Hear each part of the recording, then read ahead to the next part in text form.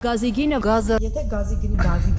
գնի Հայաստանում գազի գնի շուրջ քննարկումները նոր թափ ստացան այն բանից հետո, երբ Ռուսաստանից նորից սկսեցին հայտարարել, թե իբր Հայաստանը ստանում է էժան գազ համեմատած մի շարք այլ երկրների հետ, որոնք վճարում են մինչև $600 1000 խորանարդ մետրի դիմաց։ Սակայն այս պնդումը որքան էլ հնչեղ է, պահանջում է խորքային վերլուծություն, քանի որ իրական պատկերը զգալիորեն ավելի բազմաշերտ է։ Օրերս նույնիսկ Ազգային ժողովի քաղաքացիական պայմանագիր խմբակցության պատգամավոր Խաչատուր Սուքիասյանն անդրադառնալով այս հարցին շեշտեց, որ Հայաստանը երբեք արտոնյալ պայմաններով գազ չի գնել Ռուսաստանից։ Այսօր Հայաստանը ռուսական գազը սահմանին ստանում է մոտ $165 1000 խորանարդ մետրի դիմաց, մինչդեռ վերջնական սպառողին այն հասնում է շուրջ $371։ Այլ կերպ ասած, գազի գինը սահմանից մինչև սպառող գրեթե կրկնապատկվում է։ Առավել ուշագրավ է, որ այս կառուցվածքային տարբերությունը վերջին 15-20 տարիների ընթացքում էական փոփոխությունների չի ենթարկվել, ինչը վկայում է ոչ թե շուկայական տատանումների, այլ համակարգային խնդիրների առկայության մասին։ Միջազգային համատեքստում պատկերը եւս միանշանակ չէ։ Մի շարք երկրներ, այդ թվում եվրոպական երկրներ, ռուսական գազը ձեռք են բերում գրեթե նույն գնով կամ փոքր-ինչ բարձր սակագներով, ինչն էականորեն թույլատնում է արտոնյալ գնի մասին թեզը։ Օրինակ, որոշ երկրների վերջին 20 տարվա համեմատությունը բավական հետաքրքիր պատկեր է բացում։ 2005-ից մինչև 2025 թվականը Վրաստանը 1000 խորանարդ մետր գազը գնել է $63-ից $205, իսկ սպառողին այն հասել է $140-ից $210։ Հունգարիան գազը նույն ժամանակահատվածում գնել է $150-ից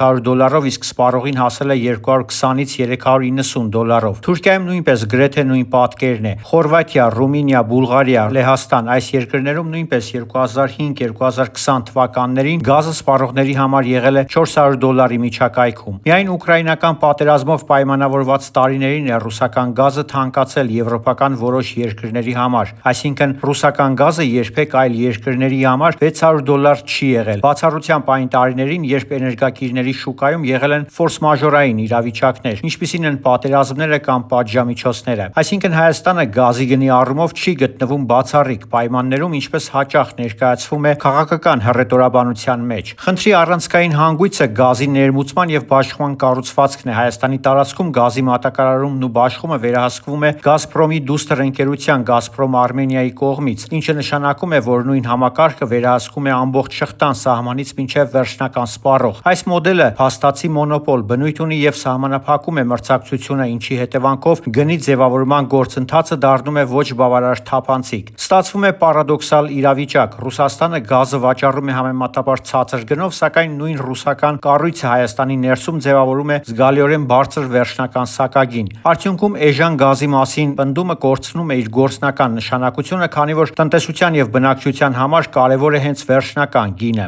Այս համատեքստում հատկապես կարևոր է համեմատությունը Վրաստանի հետ։ Վերջին 10-ից 20 տարիների ընթացքում մեր հարևան Վրաստանը կարողացել է ապահովել համեմատաբար ավելի էժան գազի ներմուծում, հիմնականում գործակցելով ադրբեջանական ընկերությունների հետ։ Արդյունքում այդ երկրում գազի գները ավելի մրցունակ են, ինչն անմիջականորեն նպաստում է տնտեսության զարգացմանը։ Էժան էներգակիրները Վրաստանում ստեղծում են մի քանի կարևոր առավելություն։ Նախ նվազում է արտադրության ինքնարժեքը, երկրորդ բարձրանում է տեղական արտադրողների մրցունակությունը եւ երրորդ զսպվում է գնաճը։ Այս գործոնների համակցությունը նպաստում է ներդրումների ներգրավմանը եւ ընդհանուր տնտեսական ակտիվության աճին։ Հայաստանի պարագայում հակառակը գազի բարձր վերջնական գինը դառնում է լրացուցիչ բեռ թե բիզնեսի, թե բնակչության համար։ Խնդիրը խորանում է նաեւ այն հանգամանքով, որ Հայաստանը հանդիսանում է ԵԱՏՄ անդամ, որտեղ տեսականորեն պետք է գործեն միասնական էներգետիկ շուկայի սկզբունքներ, սակայն գործնականում գազի գների հարցում այս ինտեգրացիոն առավելությունները չեն դրսևորվում։ Չկա միասնական սակագնային քաղաքականություն եւ անդամ երկրները շարունակում են գործել անհատական պայմանավորվածությունների շրջանակում։ Երկարաժամկետ հեռանկարում Հայաստանի համար առանցքային է դառնում մի քանի ռազմավարական ուղղություն՝ էներգետիկ աղբյուրների դիվերսիֆիկացիա, մրցակցության խթանում գազի շուկայում եւ սակագնի ձևավորման առավել բաց ու հաշվետու մեխանիզմների ներդրում։ Հակառակ դեպքում էժան գազի մասին քաղաքական հայտարարությունները շարունակելու են հակասել տնտեսական իրականությանը, իսկ բարձր սակագները սահմանափակել երկրի զարգացման հնարավորությունները։ Ամփոփելով կարելի է արձանագրել, որ Հայաստանի գազային քաղաքականության հիմնական խնդիրը ոչ թե մուտքային գնի մակարդակն է, այլ ամբողջ շղթայի արդյունավետությունը։ Եվ հենց այս համակարգային հարցերի լուծումն է, որ կարող է ապահովել իրական մրցունակություն ինչպես ներքին շուկայում, այնպես էլ տարածաշրջանային համատեքստում։